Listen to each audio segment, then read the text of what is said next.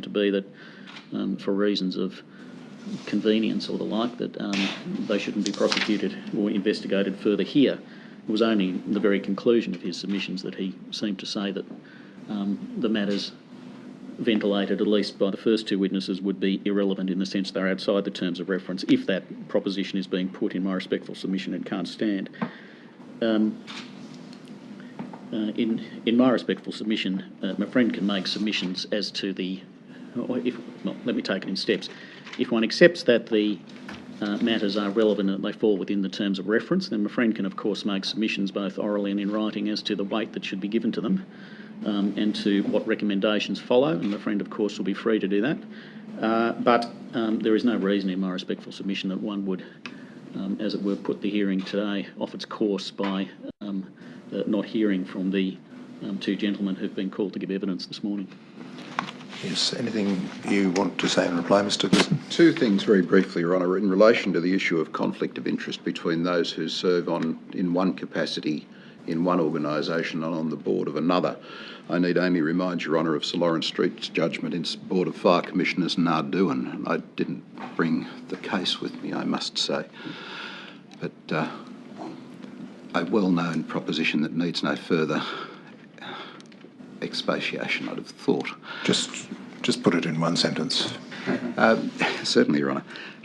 Those who are appointed to a board by another body, once they are members of the board of a company, owe their principal and only duty to the interests of the company, not to the interests of those who appoint them. I don't think that's ever been doubted, I must say. The other thing I'd want to say I think Mr. Stolger is just saying, well, let's just inquire and see whether that formulation of the duty is being complied with. He's not being asseverative or dogmatic about it. He's just saying that rule is an aspect of the existing system of regulation of TWU Super. The second part of the proposition arises directly from it and is perhaps an answer to what's just fallen from Your Honour. Superannuation arrangements of the kind set out in the Superannuation Guarantee Administration Act, to which I earlier referred, and the Legislation Amendment Choice of Super Funds Act in 2004, are matters of broad policy rather than matters into which it's appropriate in our submission for this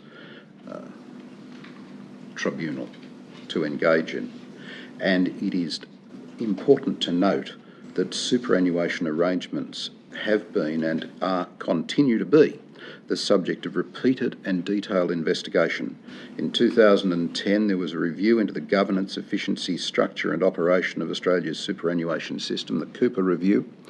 The Fair Work Commission itself is currently in the process of undertaking a review of default superannuation funds under the specific provisions of the Fair Work Act, and that is being considered by an appointed expert panel in relation to superannuation itself. We say that taken together, those are significant reasons to confine the attention of Your Honour's inquiry into those words which appear above the Commissioner's head: trade union governance and corruption. Your Honour, please. Yes.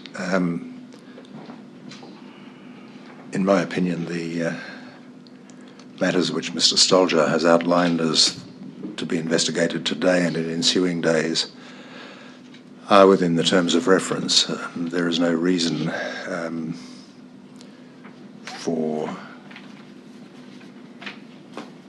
declining to pursue them in view of the fact, in view of that fact. Now, Mr. Glisson, do you want me to give detailed reasons? Oh, no. Very well. Commissioner, no. Well, thank you for your submissions, which have been noted. Yes, Mr. Stolger.